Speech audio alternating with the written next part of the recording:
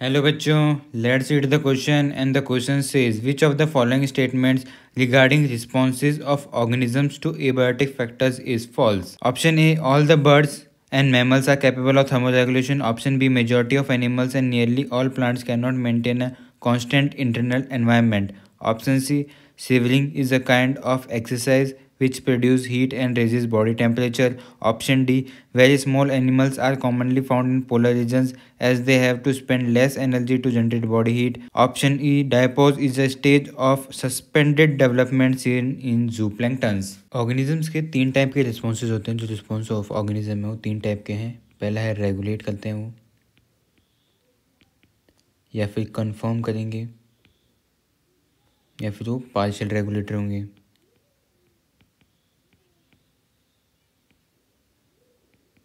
Regulator में क्या करते हैं, जो भी एनवायरनमेंट कंडीशन होंगी उसके अगेंस्ट वो खुद का जो भी टेम्परेचर है या फिर कोई ऑस्मोटिक कंसनट्रेशन है उसको मेंटेन करते हैं। कन्फर्मर्स क्या करते हैं कि जो भी सराउंडिंग टेम्परेचर उसके अकॉर्डिंग ही वो वैसे ही हो जाते हैं। लाइक टेम्परेचर है तो उसको मेंटेन नहीं कर पाते लोग।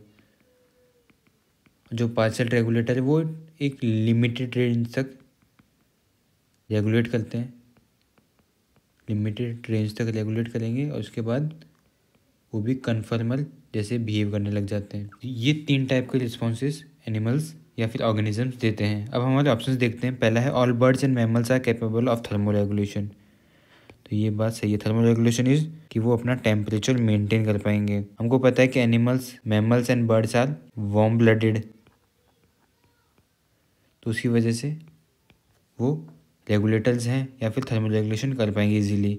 ऑप्शन बी है majority of animals and nearly all plants can not maintain a constant internal environment. तो ये बात भी बिल्कुल सही है कि जितने भी प्लांट्स हैं एंड ऑलमोस्ट 99% ऑफ एनिमल्स वो सिंपली करते हैं कन्फर्म, दे कांट रेगुलेट। तो ये बात भी सही है। वो जो है अपना एनवायरनमेंट है, इंटरनल एनवायरनमेंट, उसको कांस्टेंट नहीं रख सकते। ऑप्शन सी है shivering is a kind of exercise which produces heat and raises the body temperature. तो ये पॉइंट बिल्कुल सही है। सिवलिंग होती है जिससे हमारी बॉडी पार्ट्स का मूवमेंट होता है और उससे हमारी बॉडी का टेम्परेचर बढ़ता है, कोल्ड के अगेंस्ट फाइट करने में मदद मिलती है। तो ये ऑप्शन भी हमारा सही है बिल्कुल।